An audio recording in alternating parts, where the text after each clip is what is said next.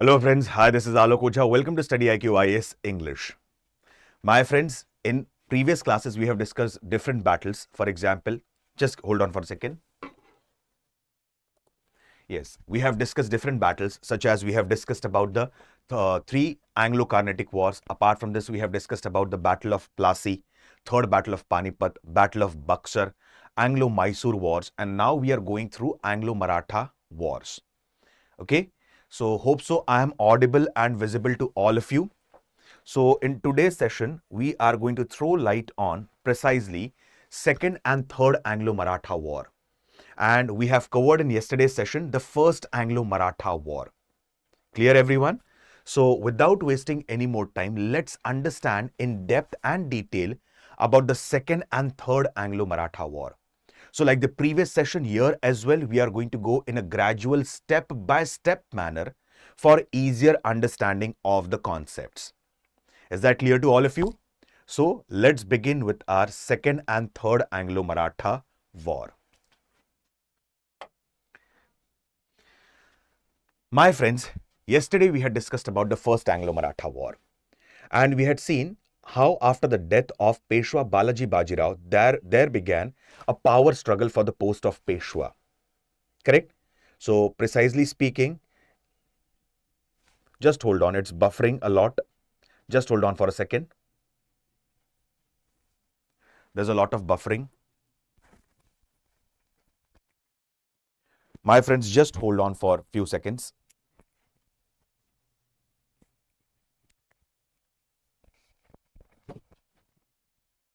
Yes. So, after the death of Peshwa Balaji Bajirao, there began a power struggle for the post of Peshwa. And Raghunath Rao expected that he will become the next Peshwa, but Raghunath Rao, he could not become the next Peshwa. In fact, the son of Balaji Bajirao, whose name was Madhav Rao, he became the next Peshwa. And there was continuous planning and plotting by his uncle Raghunath Rao against him. So Madhav Rao had imprisoned his uncle in Shaniwarwada, that is in Pune. Madhav Rao unfortunately passed away in 1772 due to tuberculosis. And Madhav Rao was succeeded by his brother, whose name was Narayan Rao. Now Narayan Rao was not that competent ruler like his brother, that is specifically like his brother Madhav Rao and like his father Balaji Bajirao. So in that case, he was not that able administrator. And apart from this, he had released his uncle Raghunath Rao from the jail. Correct? And as we had seen, Raghunath Rao previously had an eye over the position of Peshwa. So Raghunath Rao, he killed Narayan Rao and declared himself as the Peshwa. At that time, specifically, the wife of Narayan Rao, Gangabai, she was pregnant. And in 1774, she gave birth to a child who was later on referred as Savai Madhav Rao or Madhav Rao II. In fact, as per many historians, the name Savai Madhav Rao or Madhav Rao II was given by one of the most influential ministers of Marathas at that time, whose name was Nanaji Fadnavis or Nana Fadnavis. Okay, so Madhav Rao II had become the Peshwa, and after this began a series of Anglo-Maratha wars. So yesterday we had seen about the first Anglo-Maratha War. So it's a request to the aspirants, those who have missed yesterday's class, please do watch, okay, yesterday's session. Why? Because until and unless you understand the important events related to Madhav Rao, okay, until and unless you understand about the important events related to Raghunath Rao, you won't be able to understand the second and third Anglo-Maratha War. Is that clear to all of you? So precisely speaking, like as a part of first Anglo-Maratha War, we had discussed four important treaties. The first was Treaty of Surat. Apart from this, the second one, the most important treaty, that was Treaty of Purandar in 1776. Then comes Treaty of Vadgaon, and finally comes the Treaty of Salbai. So the first Anglo-Maratha War ended with Treaty of Salbai. Yes, Monisha ji, very good evening. So now, let's understand about the second Anglo-Maratha War. So like what happened, like the first Anglo-Maratha War, it ended in 1782. And the second Anglo-Maratha War, it began in 1803. So what happened within a span of 20 to 21 years that again English East India Company and Marathas are opposed to each other? So let's understand about the different events. As we have seen, Savai Madhav Rao, he was made as the next Peshwa. And Savai Madhav Rao was considered as the youngest Peshwa because he became the Peshwa when he was just 40 days old. Just 40 days old. Okay, so he became the next Peshwa at that time. In 1795, Savai Madhav Rao, he committed suicide. Like he jumped from the high walls of Shaniwar Wada and committed suicide. Who? Savai Madhav Rao or Madhav Rao II. Now, as per many historians, the reason for the suicide might be a lot of interference by Nana Fadnavis and Barabhai Council in the administration of the Peshwas. So he could not work in a sovereign manner. He could not work in an independent manner. So Savai Madhav Rao, he committed suicide. Again, the post of Peshwa, it has become vacant. And if you remember, specifically speaking, this person was sent to Jhansi. Who? Raghunath Rao, he was sent to Jhansi. Okay, and he was living on pension. But Raghunath Rao had, what we say, specifically he had requested the Barabhai Council, he had requested Nana Fadnavis, please include at least one of my son in the Maratha administration. So Bajirao II, his elder son, was included in the Maratha administration. And Raghunath Rao, he had three sons, Bajirao II, Chimaji Rao and Amrit Rao. Please remember all these characters. Okay, so I'll repeat the points again. In 1795, Savai Madhav Rao or Madhav Rao II committed suicide. On the other hand, Raghunath Rao, who was aspiring to become the Peshwa, he was sent to Jhansi as a pensioner. In fact, his son Bajirao II was included into the service of Maratha administration. And Raghunath Rao had three sons, Bajirao II, apart from this Chimaji Rao and Amrit Rao. Amrit Rao was an adopted son. In 1800, what happened? Nana Fadnavis also passed away. As we had discussed, Nana Fadnavis was one of the most influential minister of the Marathas at that time. And in 1800, Nana Fadnavis also passed away. Okay.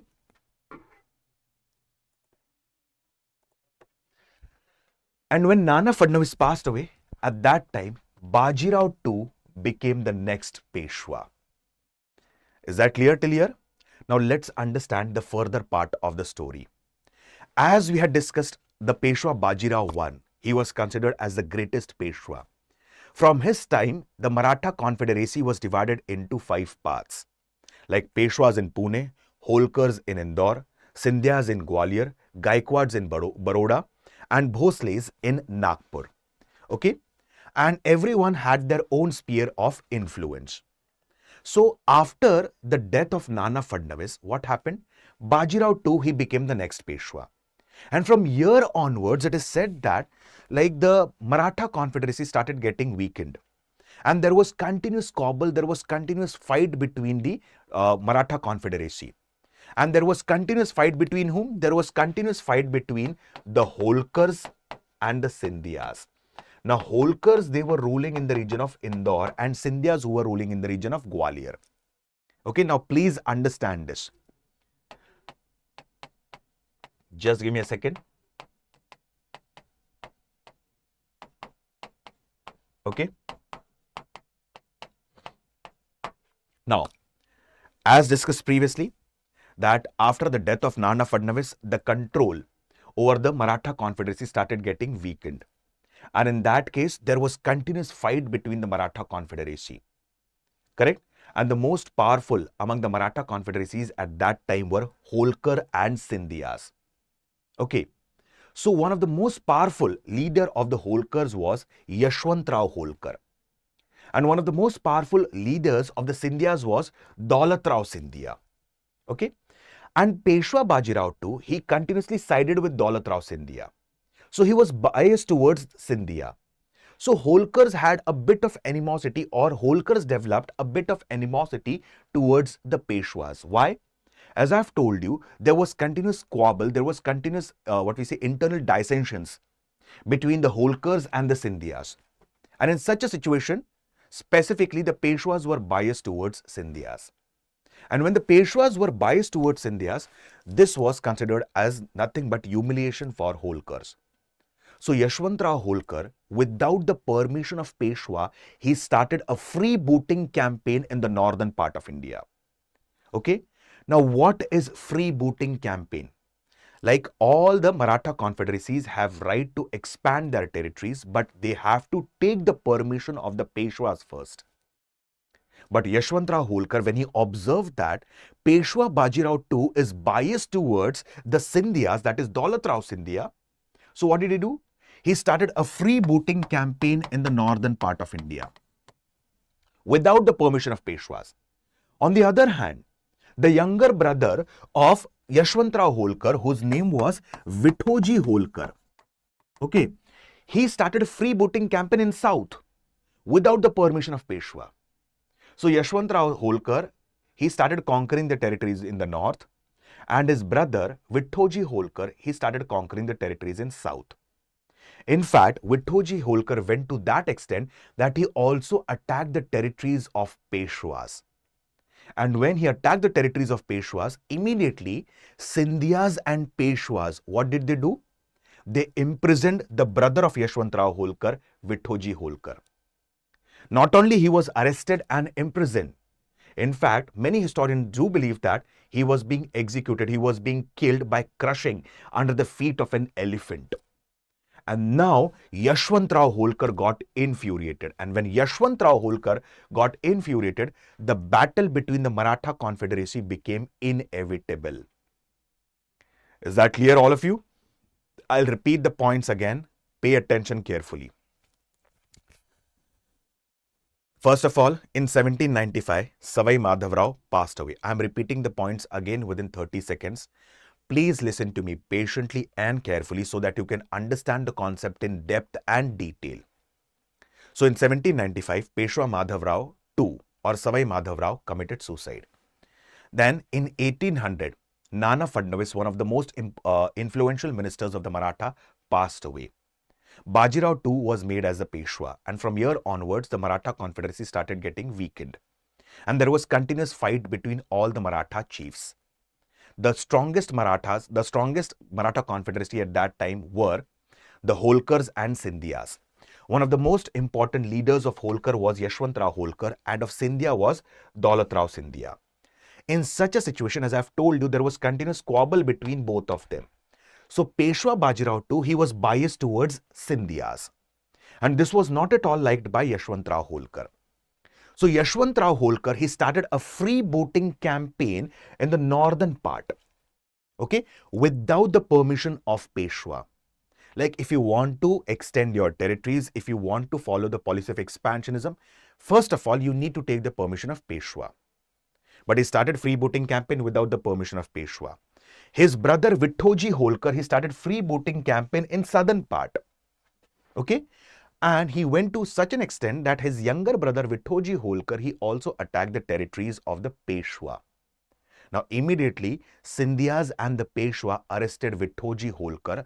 Vithoji Holkar was imprisoned, and later on he was crushed under the feet of an elephant. Who? Vithoji Holkar. So Vithoji Holkar died, and this completely annoyed and infuriated Yashwantrao Holkar. And now Yashwantrao Holkar wanted to avenge the death of his brother at any cost. So what did he do? Like, Yashwantrao Holkar attacked the combined army of Scindias and Peshwas in 1802 at a place called as Hadapsar, which is located near Pune. And Yashwantrao Holkar defeated the combined army of Scindias and Peshwas. Okay? And what happened? Peshwa, he fled away from the battlefield, and he fled away to a new region which was referred as Baseen. Okay, so Peshwa fled away to Baseen. Now this was seen as an opportunity by Yashwantrao Holkar to place another person on the position of Peshwa, and Vinayak Rao was now placed on the position of Peshwa. Okay, who was Vinayak Rao? He was son of Amrit Rao. Who was Amrit Rao? The adopted son of whom? The adopted son of Raghunath Rao. As I've shown you on the starting slide itself, Raghunath Rao, He had three sons, Bajirao II, Chimajirao and Amrit Rao.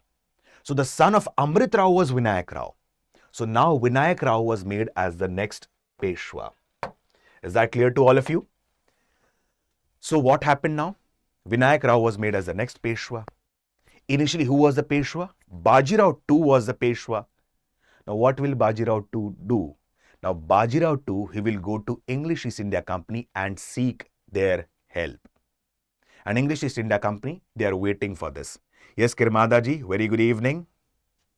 So English East India Company was waiting for this all to happen. And in such a situation, Bajirao II, he goes to English East India Company. Now English East India Company said that, like, we will again help you in becoming the next Peshwa. But there are certain terms and conditions. Our first term and condition here is you have to sign a treaty with English East India Company, and that treaty is called as Treaty of Bassein. Now what is Treaty of Bassein all about? From the different clauses of Treaty of Bassein, you will understand one important aspect, and that is what? Like, this is the complete loss of Maratha sovereignty. Now, Bajirao had to surrender the region of Surat. Apart from this, Marathas will not claim Chauth on Nizam's dominion. Now, we had discussed what is Chauth all about. If you do not want Marathas to raid on your territories, you have to pay 1/4 of your annual revenue to the Marathas. So, in such a situation, if you do not want Marathas to attack on you, pay them the Chauth. Now, as a part of Treaty of Bassein, Marathas accepted that they will not claim the Chauth on whom? They will not claim the Chauth from Nizam of Hyderabad. Why? Because Nizam of Hyderabad had become an ally of English East India Company through the subsidiary alliance system that was being initiated by the Governor General of Bengal at that time, whose name was Sir Arthur Richard Wellesley. Okay.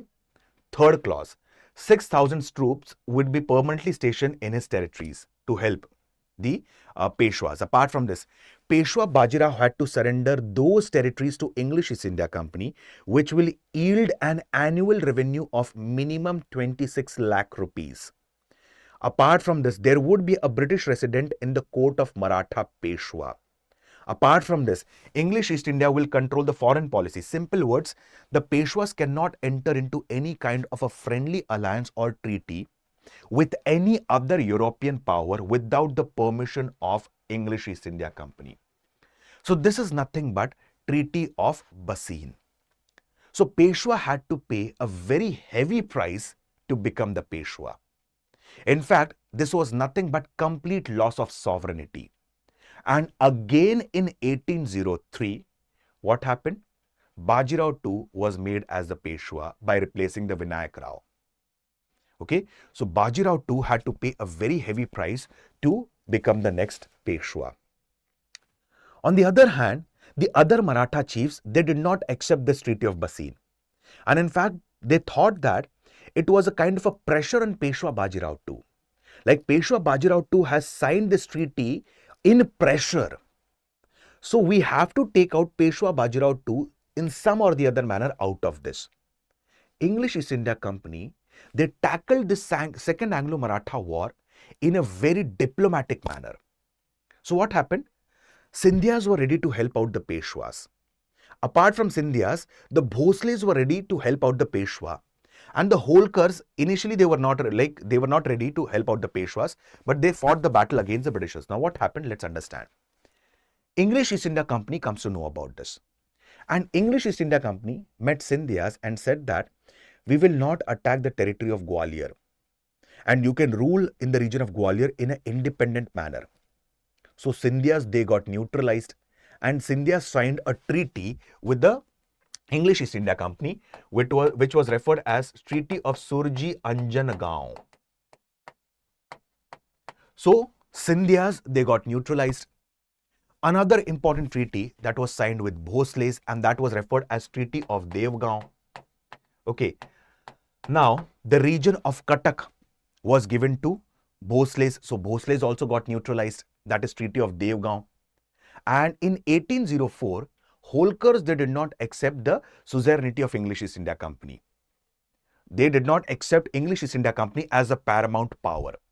So in 1804, Holkars attacked English East India Company and Battle of Rajpur Ghat was fought, in which the Holkars were defeated, and in 1806, the Treaty of Rajpur Ghat was also signed with whom? The Holkars. And in this manner, Marathas was just reduced to the vassals of English East India Company now. This is nothing but Second Anglo-Maratha War. So this was the Treaty of Bassein that was signed with the Peshwas. Treaty of Bassein was nothing but surrendering the Maratha sovereignty or sovereignty of the Peshwas. Then Britishers ended the Second Anglo-Maratha War in a very diplomatic manner. Correct? So with the Scindias, they signed a treaty which was referred as Treaty of Surji Anjanagaon. And they said that you can rule independently in the region of Gwalior without any kind of an interference from the side of English East India Company. Then Treaty of Devgaon was signed with the Bhosles of Nagpur. Okay, and finally the Treaty of Rajpur Ghat was signed with the Holkars, and in this manner the Second Anglo-Maratha War got ended.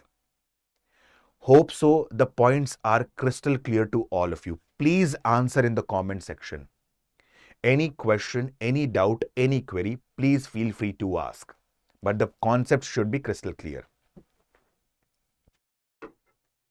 Yes, Sangeeta ji, good evening. See, Kirmada, your question is second. So second was Peshwa plus English East India Company versus Holkars versus Indore. Yes, you can say that, Kirmada. Okay. So specifically, I'll tell you one thing. Since the Treaty of Bassein was like losing one's sovereignty, what happened? So the other felt that, such as Scindias and Holkars and Bhosles felt that, in fact, Peshwa has signed this treaty in pressure. So we have to take out the Peshwa from out of this. Is that clear? Okay. Okay. Thank you, Monisha. So, my friends, you can download the PDF or PPT of this session from my Telegram channel, history_Alok Ojha. I repeat, history_Alok Ojha. Is that clear to all of you? Okay. Now, let's understand about the Third Anglo-Maratha War again within the next 10 minutes. Okay. So, please pay attention very carefully. What were the events that led to Third Anglo-Maratha War? And secondly, who are Pindaris? Okay. So, pay attention carefully. To understand the Second Anglo-Maratha War, you have to understand the key events. First of all, you need to understand why there were dissenting opinion between the Peshwas and the Gaikwads. And secondly, who were Pindaris? Third Anglo-Maratha War can also be called as War against Pindaris. Now, who are Pindaris? Pindaris are a band of plunderers. And precisely speaking, they used to support the Marathas in their battles. Okay. In such a situation, they did not charge any fees from the Marathas, but they just plundered the region which they had attacked. Okay, and in many of the cases, many of the historians do believe that Marathas used to sponsor the Pindaris when they are attacking on English East India Company. Now, we have seen Second Anglo-Maratha War. After Second Anglo-Maratha War, the position, the power, influence and position of Marathas started getting weakened. So now Marathas were not in a state to support the Pindaris. So what did the Pindaris do? Pindaris started attacking the territories of English East India Company. They started attacking the territories of Nizam of Hyderabad. They started attacking the territories of Nawab of Arcot.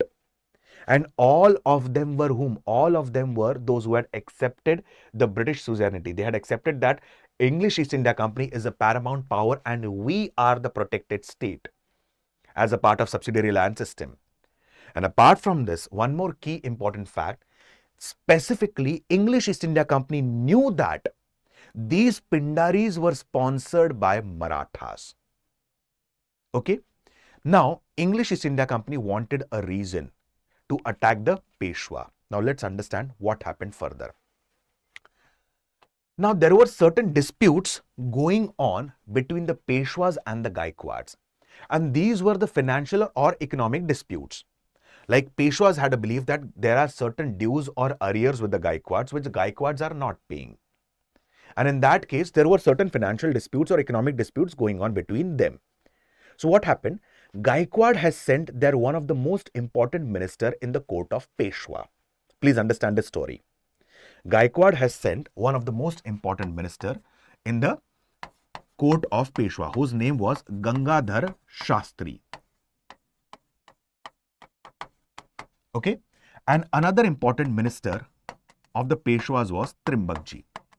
So there were financial disputes going on between the Peshwas and the Gaikwads. To resolve this financial dispute, Gaikwads had dispatched their important minister, whose name was Gangadhar Shastri, in the court of Peshwas. So Peshwa Bajirao II had dispatched his minister, whose name was Trimbakji, to welcome Gangadhar Shastri. But Trimbakji, he killed Gangadhar Shastri. And when he killed Gangadhar Shastri, this was seen as an offense. This was seen as an act of violation by the Gaikwads. And immediately, Gaikwads approached English East India Company in 1817 for help against the Peshwas. Okay? And now, specifically, English East India Company and Gaikwads combinedly demanded from Peshwas and signed a treaty which was referred as Treaty of Poona in 1817. Now, as per the Treaty of Poona, the first demand was you have to surrender certain territories between the Krishna and Tungabhadra river. Second demand, you cannot frame alliances with any European power. Forget about any European power. You cannot form alliances with anybody else. And the third important aspect of the treaty was you have to surrender your minister Trimbakji to us. And he needs to be killed. Why? Because nobody kills a messenger. And Trimbakji has killed Gangadhar Shastri, who was one of the ministers and a messenger of Gaikwads. So at this particular point of time, forcibly again, Peshwa Bajirao II had to accept the terms and conditions of the Gaikwads and English East India Company. And he was forced to sign the Treaty of the Treaty of Poona in 1817. Now, this was considered as a humiliation for the Peshwas, and Peshwa wanted to take a revenge at any cost. Okay. So, at this particular point of time, Holkars, Scindias and Bhosles also realized that we need to support the Peshwa. Now, Gaikwads are not going to support the Peshwas at any cost. So, Peshwa expected support only from the other three chiefs. That is the Holkar, Scindias and the Bhosles. And now Bajirao II was completely in a very new avatar. He wanted to take the revenge at any cost from English East India Company for this humiliating treaty. One was the Treaty of Bassein in the previous Second Anglo-Maratha War, and the Treaty of Poona, which was signed in 1817. So what happened? At this particular point of time, Peshwa Bajirao II started building the strength of his army. He increased the number of soldiers in his army by leaps and bounds.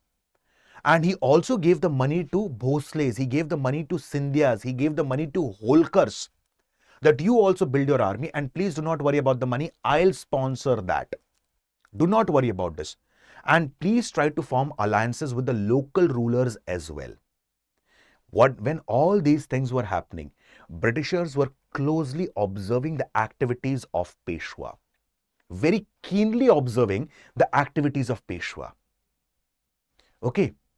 Now, Scindias, now specifically, like Peshwa Bajirao II had told all of them, wherever possible, frame the alliances, form the alliances, so that we can act against English East India Company. Now, Scindias, they had approached Maharaja Ranjit Singh. Okay, Maharaja Ranjit Singh ji, he had laid the foundation of a Sikh empire in 1801.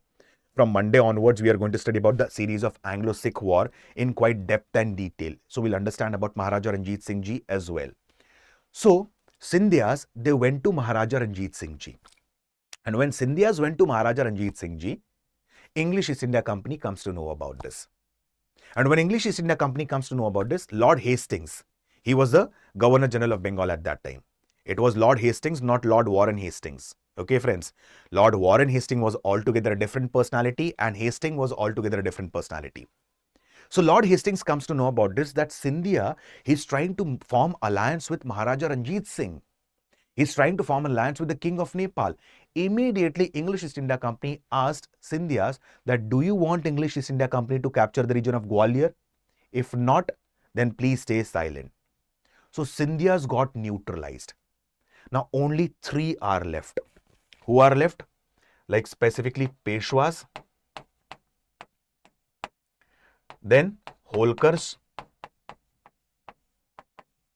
and Bhosle.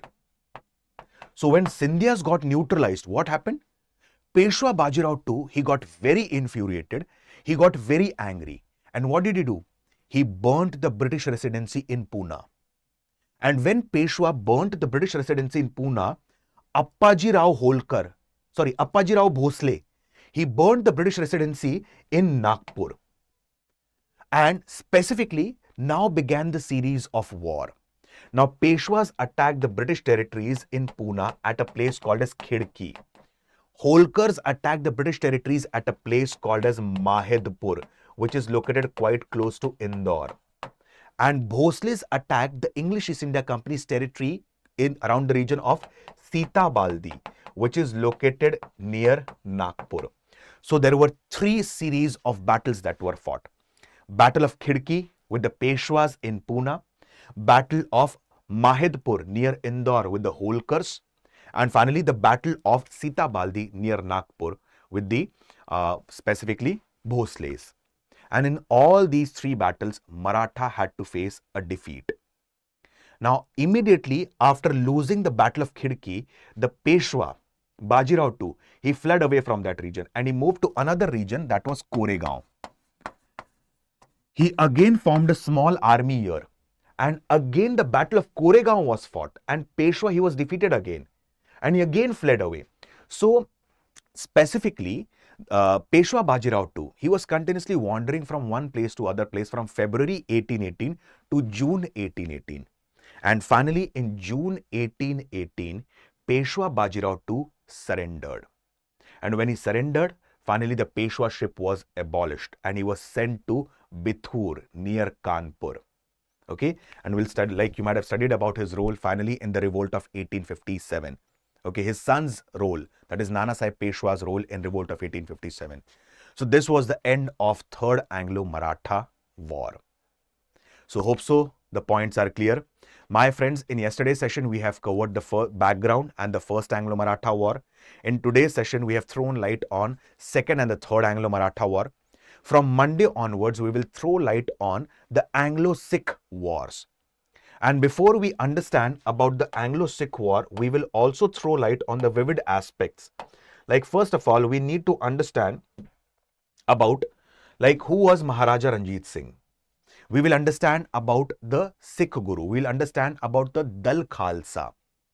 Then apart from understanding about the role of Dal Khalsa, we'll also understand about what are Misl. There are 12 Misl as a part of Sikhism. Correct? So what is the meaning of the word Misl? Misl, it's an Arabic word which means equals. Maharaja Ranjit Singh, he belonged to which Misl? He belonged to Shukar Chakya Misl. How did Maharaja Ranjit Singh ji come to power in 1801 and laid the foundation of the Sikh Empire? Why English East India Company signed the Treaty of Amritsar in 1809 with Maharaja Ranjit Singh? Apart from this, precisely speaking, how is Treaty of Tilsit? Tilsit is in Russia. How is it correlated to the Treaty of Amritsar? So, on Monday's session, we are going to throw light on all these important aspects. Yes, thanks a lot, Almighty. Thanks a lot for your compliments. So, my friends, StudyIQ IS has come up with GS Foundation P2I batches 2027 and 2028. So, the batches are completely based on the SMART model. As a part of SMART model, there would be structured classes. Like, as the structured classes, first of all, the basics would be taught to the aspirants. Okay. Apart from teaching the basics to the aspirants, then we'll move on to the foundation phase. From foundation, then we'll move on to the advanced phase. Okay.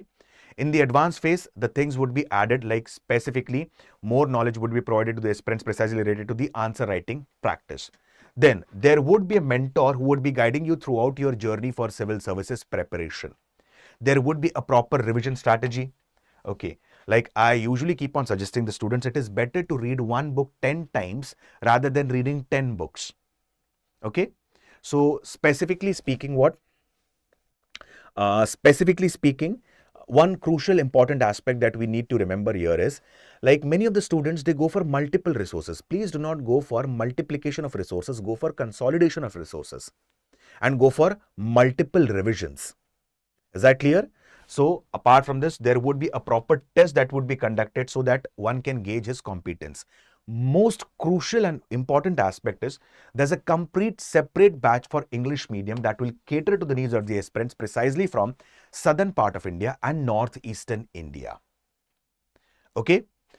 Another important aspect, the Arambh UPSC offer sale is live and there's a complete flat 50% off on all the courses you purchase for UPSC. So use the code Alok Live that is flashing on your screen to get the benefits of these patches.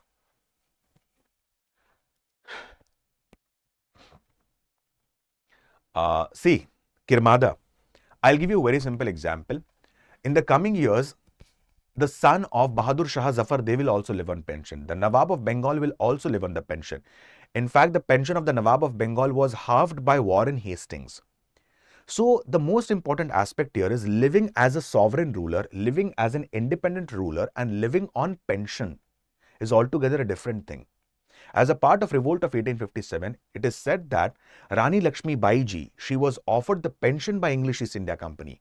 But she said, in Hindi it is said that, "Main apni jhansi nahi dungi. I won't surrender my jhansi to you at any cost." Why? Because it was not just about the mere pension. It was about ruling in a sovereign, independent manner. Is that clear, Kirmada ji? Okay, thanks a lot, Almighty. So, my friends, with this, I'll stop my words for the day.